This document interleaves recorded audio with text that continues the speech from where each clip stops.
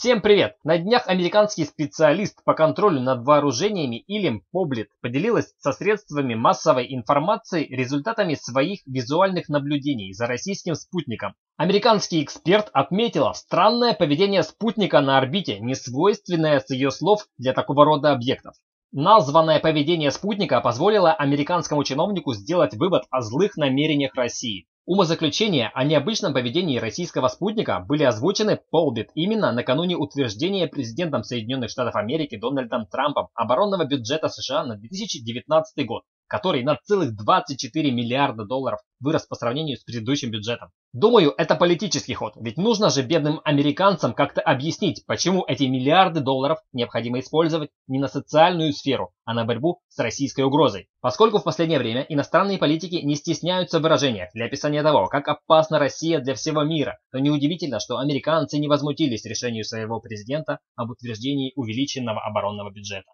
В истории со спутником, на мой взгляд, странно не то, почему российский спутник совершает маневрирование, которое, кстати, даже не запрещено действующими международными нормами, а то, что представитель американских властей называет такое поведение спутника странным. Американские санкции в последнее время вводятся в отношении России лишь только на основании подозрений американских властей в причастности России к совершению тех или иных преступлений, без предоставления российской стороне каких-либо доказательств. Друзья, согласитесь, что в конце концов просто обидно, когда тебя обвиняют в том, чего ты не совершал. По сути, этими действиями американские власти просто провоцируют Россию на агрессию. Для провокационных действий используется каждый удобный случай, начиная от подарка президента России президенту Америки и заканчивая выборами в Соединенных Штатах Америки. И на таком фоне неуважения к России американские власти делают заявление о том, что российский спутник на расстоянии многих десятков километров от Земли как-то необычно себя повел. По-моему, у Илем Поблет странность должно вызывать то, что на фоне сложившегося оскорбительного поведения американских политиков